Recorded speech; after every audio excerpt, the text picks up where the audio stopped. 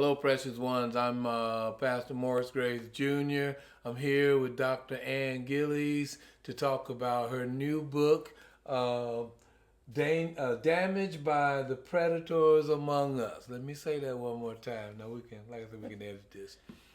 Damaged by the Predators Among Us. Very powerful book. Um, so, Ann, tell us a little bit about the book. Well, so let me take it for a second. Okay.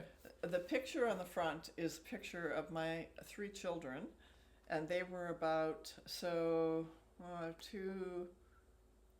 uh, 3.5, and probably 6 at the time of this picture. But this is their story. It's my story too, in the fact that I talk about my early childhood and the things that set me up, in a sense, for even marrying a predator and the manipulation, and then more specifically about the story of my children who were raped by their biological father. And he obviously was a pedophile, and he actually had abused other children as well. So it's this story. It's a story to wake the church up, Okay. to help them be more vigilant, with their children, and to be aware, and then hopefully be able to help those who have been wounded. Okay. So, how has the church? Well, has the church been receptive to your book? And Yes, I haven't had it out very long, so they're just learning about it. But yes, certainly there's this need for the church, the larger body of Christ, to acknowledge the impact of predators in the midst of their congregations, to not downplay it.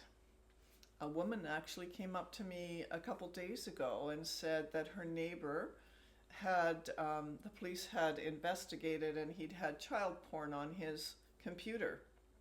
Anyways, she'd seen the police there, and he came over to explain to her that it had only been 1 or 2 videos or 1 or 2 photos that he'd been watching. And I said, don't believe him.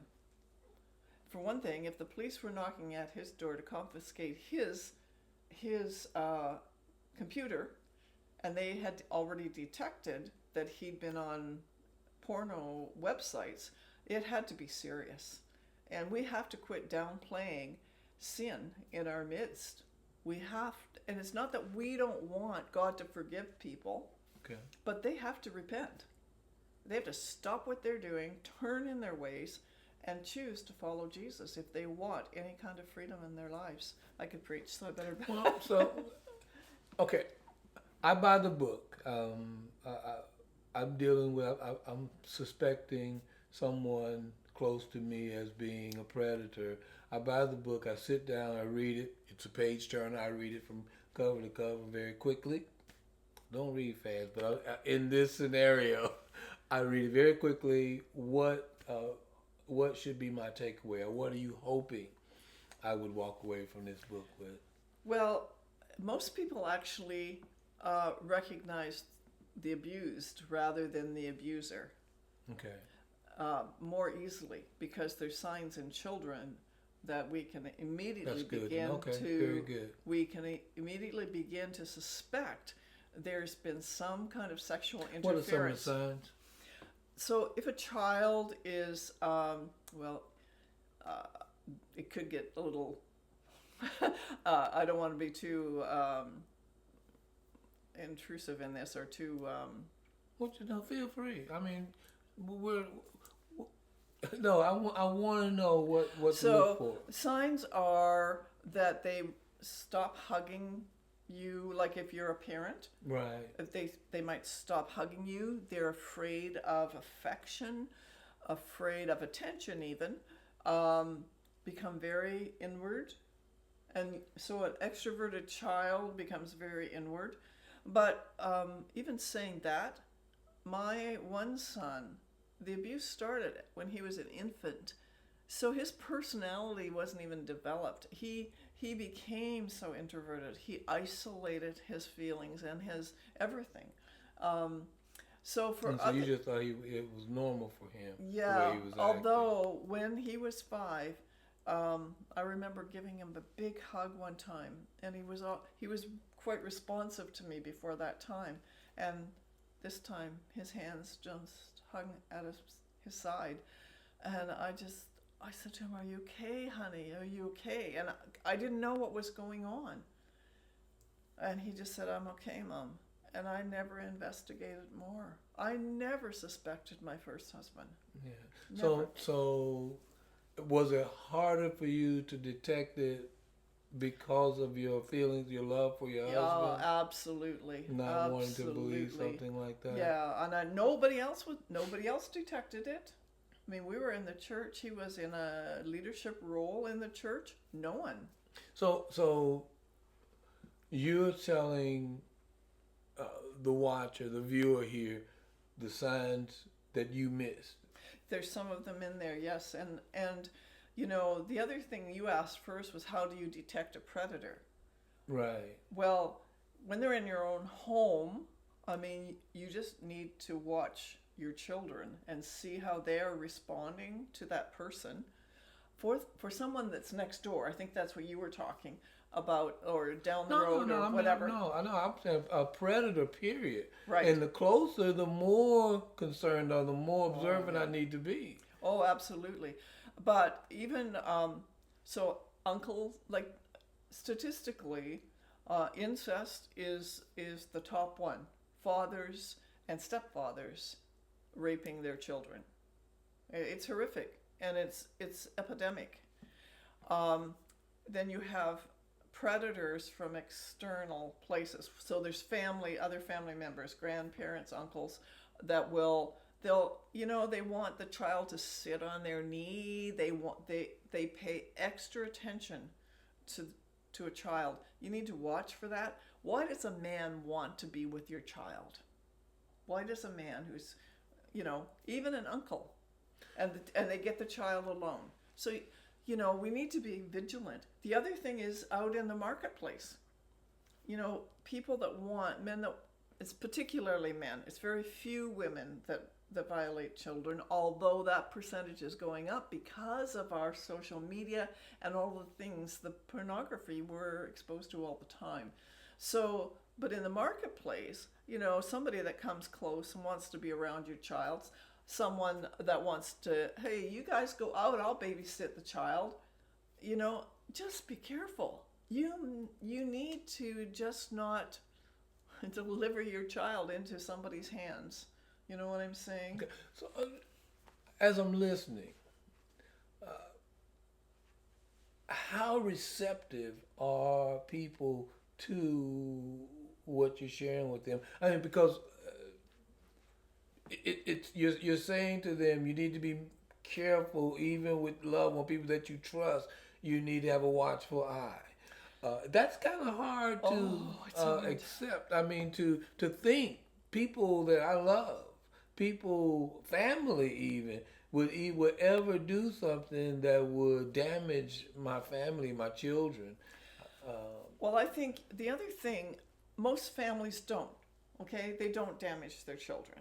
I mean, most parents are good enough parents, and that's all it takes to raise a healthy child. Is a good enough parent. You fall on your face, you pick yourself up, you ask your child to forgive you for misspeaking something. That's a good enough parent. But what we really need to understand, if there has ever been any kind of child abuse in the family, particularly that you know about, if you were an abuse survivor, think back. Who abused you? Was it a family member?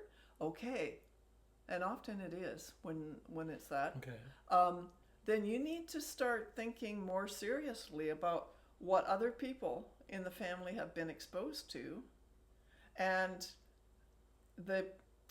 unfortunately, someone who has been sexually abused, a boy that's been sexually abused, about a third of them actually become abusers themselves. Okay. So, do you have as a doctor, do you ever have opportunities to talk with families that have gone through? Yeah, well, what I specialized in, so I went back to school after my second marriage, and that's when I got my education. But anyways, During your second marriage? during my Yeah. did I say after? After? Oh, well, after I'm remarried. I'm remarried. Oh, I'm so sorry. Yes, my husband needs to forgive me for that. But yes, after I said it again, during my second marriage. But what I was going to say, what was I going to say? What was the question? Well, the question was, do you have opportunity Yes. Okay. So I did go back to a school for my education in psychology and theology. I took both, Okay.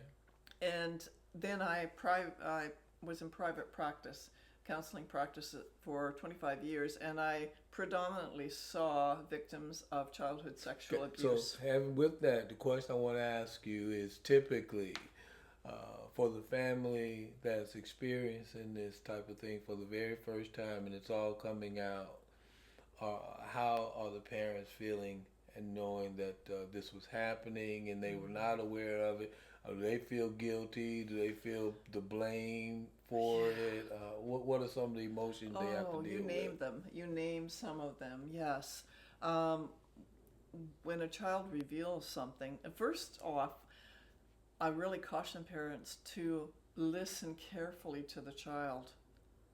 Most children don't want to talk about what's happened to them, but if they come to you, Okay. listen carefully. Don't push it aside. Don't tell them, "Oh, you're lying." You know, some Which parents. happens a lot. Yeah, Which, it yeah, does. yeah, It yeah. does. And so then a child puts it all in here, and then I ended up treating the adult survivors, and there was so much pain in their heart just from the way the Right, parents I get that, responded, let yeah. alone the abuse. Yes. Oh, you mean the one that the abuse happened to Yes. as adults? Yes. They are angry with the parent Oh, for absolutely. not detecting or not believing Well, them. not believing them when they Yeah. told, and then of course there's others that kept the secret. So for why do you 30 think? years. Why do you think the child that comes to the parent and shares something's happening that's hurting me? Why do you think the parents are reluctant to believe? Well, when they share, because we were talking family members, right? Right, More. right. Well, because the parent has a relationship with this other person. So if it is their spouse, if it's their father or grandfather or an uncle to the child, the parent has a relationship with that person, and their relationship doesn't sound at all like the What the child's child is saying. relationship Right, is, and what's right. going on with the child, and it seems so unbelievable that first of all they really experience some shock. How could this be happening? And so The shock prevents them from reconciling the two It can. different. it can, because no parent wants to hear that Uncle Tom is sexually abusing their child. They want to put that Wow. somewhere, right? You want to Wow. block that out, man. It's like this can't be happening. At the expense of your child. Well, praying that they don't, but sometimes they do. And in the past, mostly they did. They didn't So believe now the child. the world we're living in now, the child is more apt to be believed. I think they are, yes. Not that some parents won't still, push it away and just say, "You're lying." Tell the child they're lying or something, and not explore it anymore. Well, let but me ask you this: have there been cases where a child brought accusations that later they found were not true? there have been cases of that, but they are so rare. So rare. Okay. They really are. And if a child brings something like that to a parent, there's something else going on. Like a small child, I would never suspect them to be lying, quite honestly. Right. I right. really wouldn't. Unless something has been planted inside them by a parent to get back at another parent. Yeah. Right? Right. But right. there's other motivations, and there needs to be a lot of exploration to find out, is this child actually lying, or are But initially, if there's no reasoning that this child would come with an accusation that's yeah. not true, then you need to You, side with the you child. need to believe the child. Right. Yes, Right. absolutely. I agree. Absolutely. And you know what I found, Morris, when I was practicing, because I didn't see children predominantly, it was mostly adults. And most of them were between 30 and 55. That's when everything started to come to roost in their life, and all of the stuff from the past started bubbling up, and they just didn't know what to do with it. Are you saying these are people that have suppressed it, didn't Yeah. say anything? Didn't say anything. Um, or perhaps down the road they told their spouse or someone later in life, but they really never dealt with it. Yeah, and so you have to deal with these things because it's so powerful. Given, let's say a person has been abused as a child. Yeah. They don't tell anyone. They just suppress it, even forget it. Just Just try and block yeah, it. block it out. And they can block it. Yeah. Your mind. I've learned just as a preacher, as a Bible teacher, that there are times when, in order to protect you, your subconscious will bury something just as a defense mechanism. It's God's defense mechanism for those who have been horrifically abused or traumatized. Okay, so now here's the question. It's suppressed. They don't remember it. Yet still it's affecting their life. Yes. So yes. in what ways? Oh, so many different ways. So inferiority, right? Insecurity, anxiety, everything you see. So here's my take on the Diagnostic and Statistical Manual, which is the psychological Bible. And early on, I looked at all of I read through this whole thing, and I'm thinking, wow, well, that's as a result of sin, or this is a result of being sinned against. Wow. All these diagnoses. Wow. And the bottom line, the common denominator, I believe, in all of the diagnoses, not to say there isn't some biological predisposition, but everything is triggered by traumatic experience. If you treat the trauma, then that person can and will have freedom. Wow. So I know there's those who would disagree with me, but I believe that, and it's how we treat it, and how we. What would cause someone to end up in your office having suppressed something their entire life? What would trigger that memory to surface? Wow, any number of things. Sometimes seeing the perpetrator, the predator, again, seeing it's not in their family, but sometimes just simply watching something on television. Some of you hearing me speak today may be triggered. And so something that they have totally blocked out. Or, for instance, another sibling comes to them and says, "Did this happen to you?" And all of a sudden, memories start. Yeah, and usually Pandora's box opens, but it opens usually with just a couple memories, and then as you begin to think on these things, right? Oh my goodness, the floods, and so people are overwhelmed with their memories. Wow, that's hard to believe.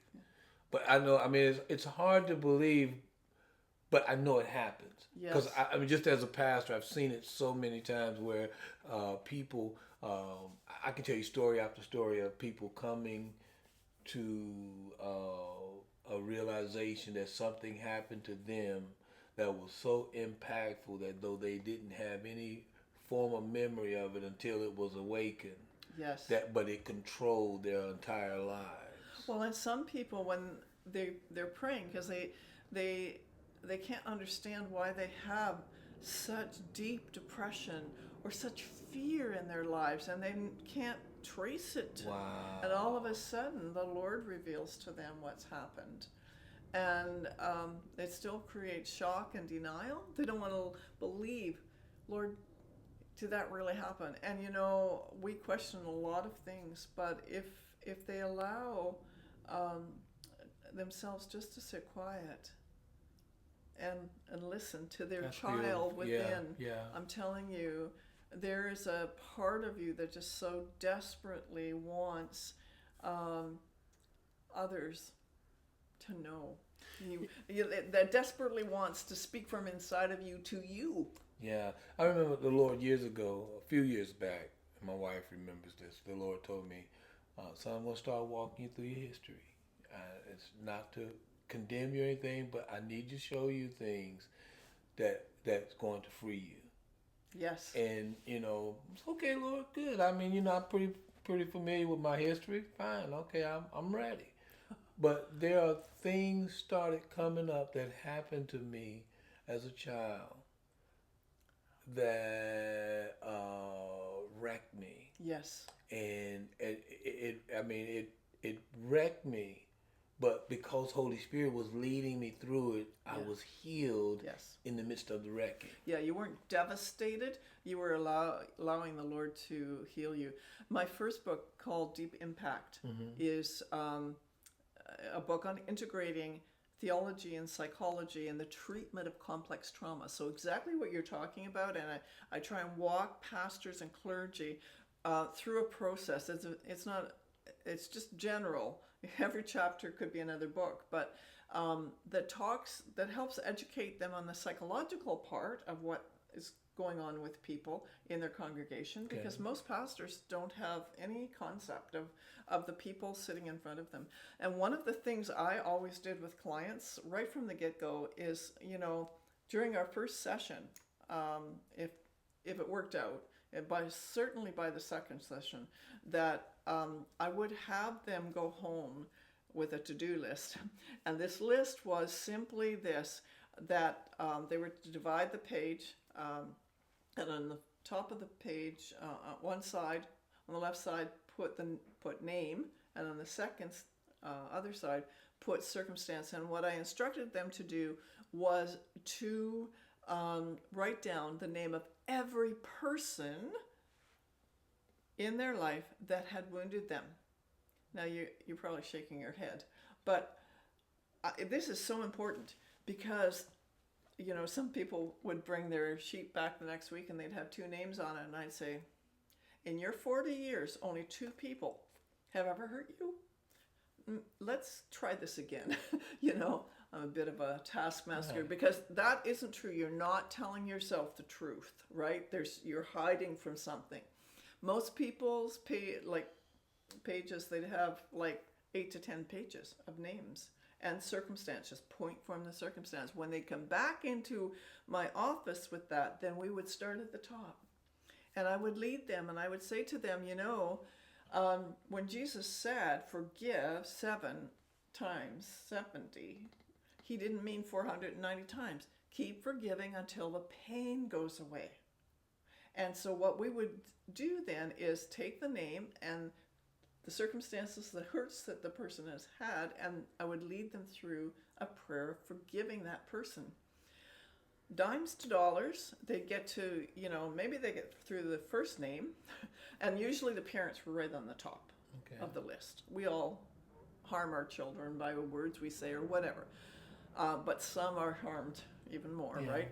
So they get down the list, 2 or 3 names, and then it was like, everything just began to pour out of them.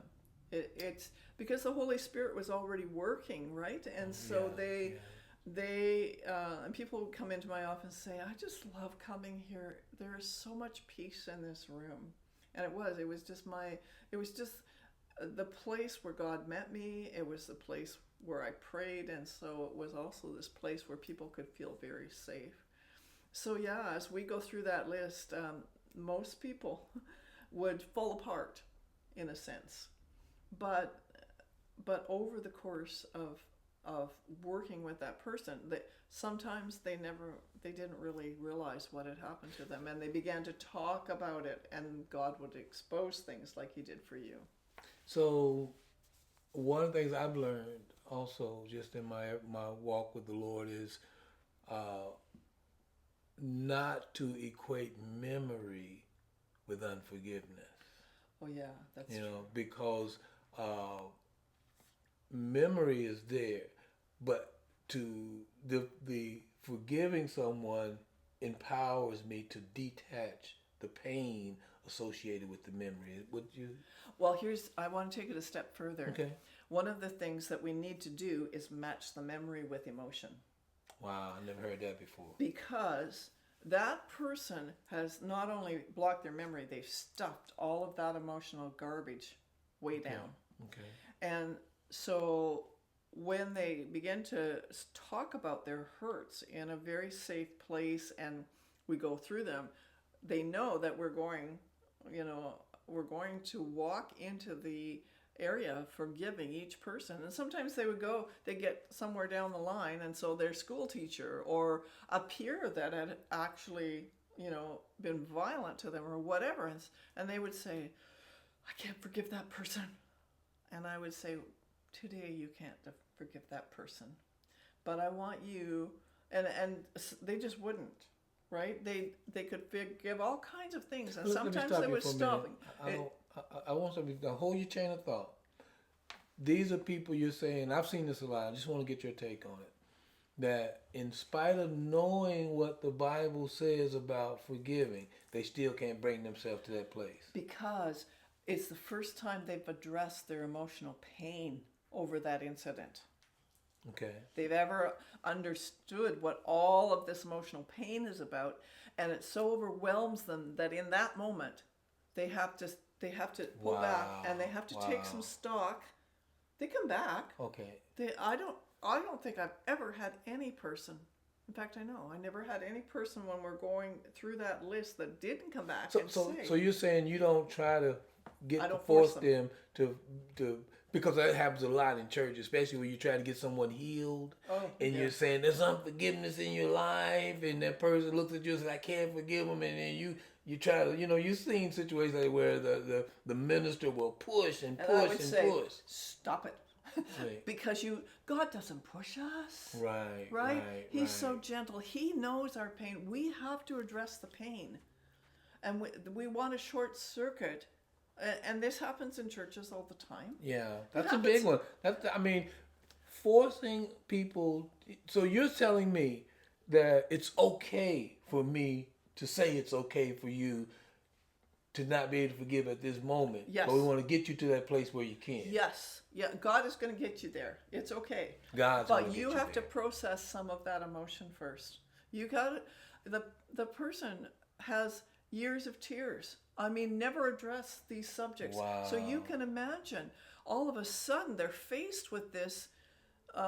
So a predator. So like they're faced with the reality that someone they loved or someone who was truly an outsider violated them. All of a sudden, it's just like hitting them, and you want them immediately to forgive that person. What are we expecting of people? The expectations. So how do I, as a minister, as a pastor, talking with someone that is struggling to forgive, or just adamant, I'm not going to forgive, how do I approach that?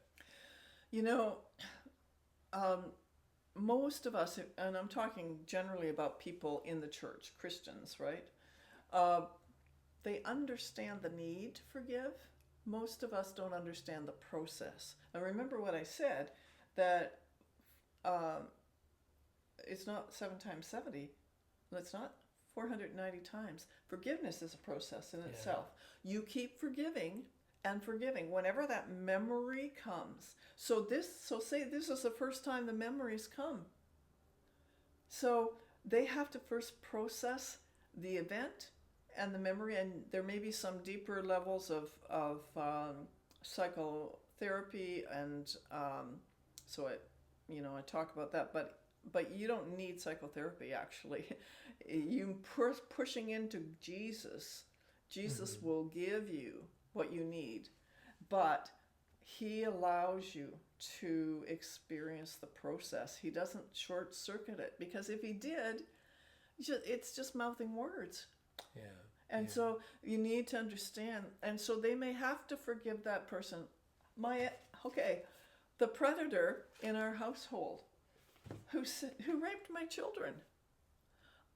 I'm telling you, forgiving him has been a long process. In fact, there are times, because he never was held accountable for what he did to our children, that probably is even more difficult. Yeah, yeah. So there's part of me that still would like to see justice on this earth, and I don't think that's wrong. He got acquitted. He was acquitted, and so there's part of me that still would like that. Do I hate him? No, I can't say I hate him anymore. I mean, do I have any relationship with him? Absolutely not. So But as a believer from age 18, how long did you harbor the hatred? you know, and this is the honest to God's truth. Yeah, I want you to be honest. I did not hate him until the day he was acquitted. Wow. I didn't hate him. I mean, I think I was trying to process everything that was going on with my children.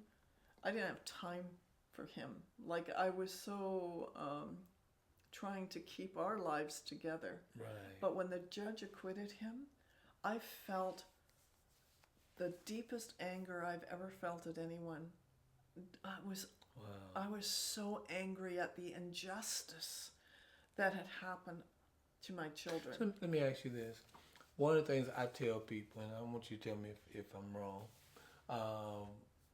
particularly saints that are, or people in general that are struggling with forgiving someone, I'd say start by praying for the person. You know, what that'll do is that will soften your heart, I believe. Mm-hmm. Is that wrong to tell them that? No. I think that's a good place if they can. I mean, sometimes the pain is so hard they just don't even want to think about that person. Okay.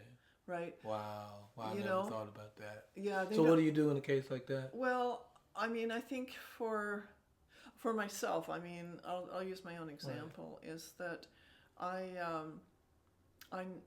knew that in order to have freedom, personal freedom, I had to choose to forgive him at some level. How did you do it? I'd love to give you a step-by-step, but really, I mean, it was just, forgiveness is a choice of your will. It is. It really is a choice of your will. Yes. And that's what I would say to my clients, you know, your forgiveness isn't dependent on your feelings. You need to process your feelings. You need to get those feelings out, but forgiveness itself is a choice of your will. Right. And so it may feel like it's not real. It may feel like you're hitting a brick wall when you say, I choose to forgive so-and-so. But and you may feel dead inside. Let's be honest. You may feel dead inside if this is the first time you've really when you say dead, you mean emotionally? Emotionally dead inside, yes. And not spiritually, you know, if you're, you know. Right. I'm saying you're in a place of where you just don't care. You know, where. Well, it's even more than that. You care so much in the sense of if you're forgiving, like for me, on behalf, because of my children. But there's this feeling like you don't feel like you've forgiven. Maybe that's a better way to put it. You know, you can't depend on your emotions, which are all over the place over this situation, to speak clearly to you in the area of forgiveness. So you do it as an act of your will, a choice that you make, and God honors that. And every time, then, this is what I would encourage people, is that every time you think of that person, you make another choice of your will. I choose to forgive him. I choose to forgive her, whoever it is, over and over and over. 490 times, 1,000 times, it doesn't matter. Yeah, I get that. You choose to forgive until the pain is gone. One other scenario, and this one I know of someone that's actually going through this, and it's not where they've been hurt by a pedophile or anything of that nature, but they've been hurt by someone they love. Yes. In terms of rejection. and they say, it doesn't bother me, I don't care. Is that true? No. Actually, I'm just writing a book called Walking Free of the Stronghold of Rejection because I teach a workshop on that. Wow, okay. And it's a very powerful workshop. I believe it is. And people who have had it have come have said, wow, there's so much I learned. That rejection is such a powerful tool in the hands of the enemy. And you know, I always say there's two kinds of people in this world, the rejected and the deeply rejected. What's the difference? Well, I would say, so here's my scenario for that. Some people have been betrayed by a friend or a coworker or even a spouse. I mean, that's really tough. But the deeply rejected are the abused. Those who have been abused, especially by someone that loved them. And so that abuse can take different forms. But and deeply rejected for me is a chronic form of rejection. So when someone is really chronically abused in their childhood or chronically within their marriage, you know, one often leads to the other, so the abusive relationship. And those are harder wounds to heal. Okay. Because they go deeper. And that's why. So they would respond, the deeper the wound is more apt, they would suppress it to the degree, not suppressing forgetting it, but denying the pain. Sometimes, yeah. They had to bury it to survive. Right? That Wow. we bury our pain as well as our emotions. Yeah. And so that's why we need to connect the memory with emotion. Now, we don't want to stay in that. Right. We want to get out of but there. But you do really want to quickly. acknowledge this hurt me. Absolutely. This damaged me. And so many times people will say, no, it didn't. I'm fine. I'm fine. That's what I'm talking about. I hear that. I'm fine. And they're obviously not. No. But because they've had to tell, I told myself that for years and years. I had no idea. And, you know, but people would say, oh, Howard, I'm fine. Or if there would be something going on, or people would know. So why do you think you were saying that? Because did you believe it? Did you believe you were fine? I trained myself to believe it. Okay. You know, I literally trained myself because acknowledging the pain would have been way too much for me. Wow. And I didn't acknowledge my own stuff for many, many years because, well, number one, I was in a marriage that was highly dysfunctional and then became an abusive, and then abusive to my children. I had no time to think about me. I only had time to really invest into my children, and that's why I ended up going back to school. God led me on a very deep journey of healing. And so at what point did your healing become about you? I took a 9-week course 2 years after my second husband and I were married. And it was, we had 6 children. One of them was, 18 months or whatever. I'm not sure exactly how old he was. But 6 children, the oldest was about 18 at that time. So they're all living at home. And this is how wonderful my husband was. I said to him, honey, I really believe I need to take this. And it was a course on evangelism, healing, and deliverance. And I thought I was going because God was calling me into some kind of ministry as well, which I knew in my heart. He'd already given me that word. When I was married to my first husband, believe it or not, it's in the book. But I went to that course, and God spoke to me so clearly through the teaching. Sometimes we just need to be taught.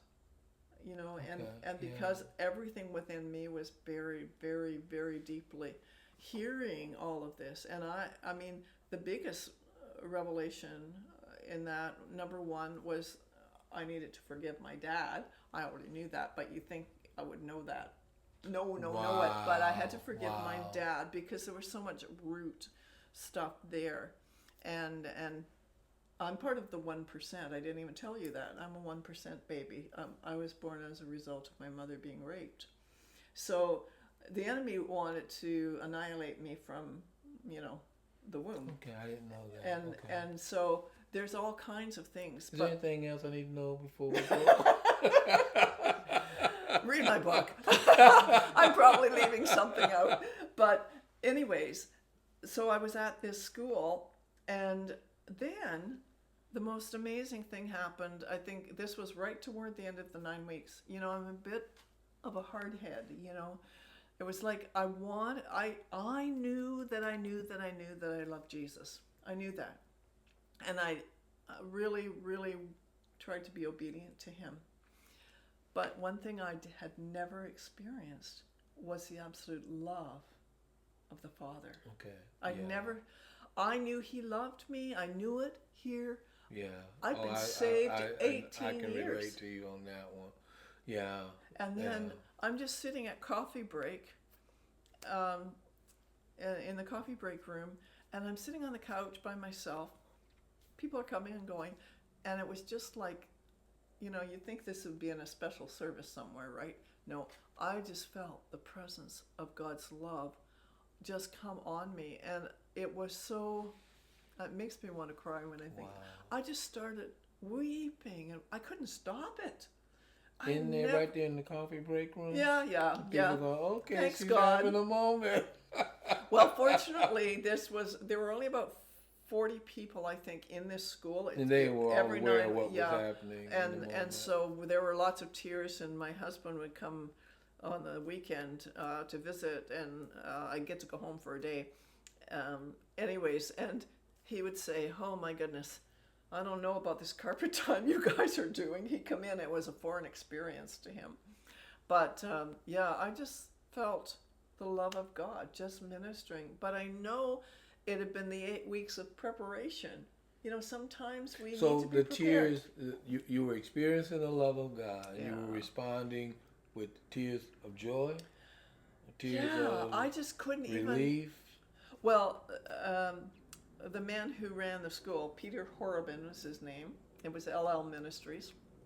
And he came in to get a coffee, and there I am, I guess, just weeping. And he came over and he said, are you doing okay? And I said, I'm doing really well. Okay. Because I was. Yeah. I was like, yeah. I can't tell you what it's like so at to that experience moment, God's love. But that's the moment you begin, healing became about you as opposed to healing for your children. Yes. At that moment, healing became about you. Yes. And how long did it take for you to get where you are now? So, so I was 33. You want my age? Anyways, so 30 years later, no, it didn't take that long. But I know it changed. It changed me. It softened me, and there was, it made me so appreciative of God. And That's beautiful. And I still had to walk through forgiving. Still, lots of people, and because there have been so many wounds, and some of those wounds are trivial, being bullied at school or called names or whatever, trivial compared to the other things, right? But you have to go through the process. But they're wounds nonetheless. And keep forgiving until the pain goes away. Choose. Okay, one other question before we close. This was a big one for me because when I came out of prison and began to be exposed to church, and there was a lot of pain and regret for the past that I had lived and the people that I had hurt. While I was in the system, I learned how to forgive. I learned how to ask, to receive forgiveness from God, forgive myself. I even went to a few people when I got out that it was safe to go to and ask forgiveness of my sins, of the sins I committed against them. Yet I was still dealing with deep regret. Yes. It didn't go away. And so believers would tell me the reason why you still feel that deep sense of regret is because you haven't forgiven yourself or you haven't received God's forgiveness. And I knew that wasn't true, but it was confusing. What do you say to someone who is they've received God's forgiveness? They've forgiven themselves. They've done everything they could to achieve this elusive utopia that we think we're supposed to have. And they haven't received that, and they think that there's something they haven't done. What do you tell that person? Well, um, Deep Impact book has it all in it. But, Wrote a book about it. I wrote a book about it. But here's the reality, and I do teach this in the rejection workshop. There are kind of 4 stages of forgiveness. First of all, we confess our sin and receive Christ's forgiveness. Then we choose to forgive those who have hurt us, who have wounded us in the past in any way, shape, or form. Then the next stage is choosing to forgive ourselves. And that is a deep place for people to go. And so someone who has violated God's laws in some way, and we all have, but like you're talking about, you were in penitentiary. So you were there for a reason. You did something that was violating not only God's laws, but man's laws. Right. And you felt deep remorse and were convicted by your sin. You know, let me stop just for a second, because here was the weird thing. I actually felt good while I was in prison, paying for my debt. It was getting out of prison early. I was prepared to do the full sentence, but that didn't happen. And so when I was released early, the guilt really got intense. And so, yeah, and I can understand that because you felt you had a debt to pay to society. Yeah, to the people I had hurt, I really felt, Yep. and I felt good that I was actually paying that. But you see, it's never good enough, right? Because the debt you actually owe has already been paid by Christ. That's right? good. Yeah, when you come to Him and you confess, you already were feeling all of the weight of your sin. Not a bad thing. Not a bad thing, because it brings us into a place where we want to receive Jesus, right? Okay. We are so desperate. Humanity is so desperately in need of forgiveness. And we've come to a place in our world that we think we're gods and we don't need forgiveness for what we're doing. So when you say, how did you forgive yourself? It's a choice of your will again, right? Even as you choose to forgive others, you must choose to forgive yourself. Listen, I've struggled with this for years because of the guilt I felt about not knowing what was going on in my own home. I wasn't the perpetrator. And actually recently, someone very close to me said, Anne, you were actually a victim. And I'd never thought of myself as that. I didn't have time to think of myself as a victim. And I thank God for that, because I wanted to focus everything I had on my kids. And you did, wait a minute, you didn't have time, but yet it's to the outside looking in. Even when I first heard your story, that was the first thing that came to my mind. You were abused just as much as the children. When they know your story, because obviously we're not going into depth about your story, but when we know the journey that you had, what was it, 15 years marriage? Yeah. The 15-year journey with him and what you went through as a young mother and as a wife, it's obvious you were a victim, yet you didn't see that. No, I didn't. I really didn't, because I saw my children very much as the victims. Okay. They were the true victims of this predator. And my only desire, honestly, was in helping them reconcile what was the deep pain. I mean, that's why I went into psychology. That's why I wanted to, push myself into understanding what the Word said about healing, why I needed to understand what trauma did to the spirit and the soul. And so that was my focus. So really, and I thank God that I never looked at myself as a victim. We have a whole society full of victims now. I want to ask you another question. This just came in my head. I've never heard this phrase before. Okay, once you realize your children have been abused, did you go into superhero mode? No, I mean, no, no, what I yeah, mean, yeah, where I've no, got to save them. no. Well, no, I just want to understand. Okay. I knew I couldn't, I So can't, is that a phrase? Is that something? Because I just heard it. Maybe it's not, but you know what? There's a lot of people that could go there. I think God prevented me from going there. I had a wonderful pastor at the time. okay, I was in a really great church that was like family. They became my family. okay, And yeah, my pastor was my mentor, a marvelous man of God who just continually pushed me forward, and yeah, there was this real sense of understanding trauma. I think you see God already, he had a plan. yeah, He had a plan. His perfect plan wasn't that I marry my first husband. right, In my own insecurity and all of the things I've talked about, I truly believed at 19 that no one else could ever love me. yeah, And I believed that. It was a lie of the enemy, but I believed it. So where am I going with that? The trauma to my children. I wanted to understand so that perhaps I could help them.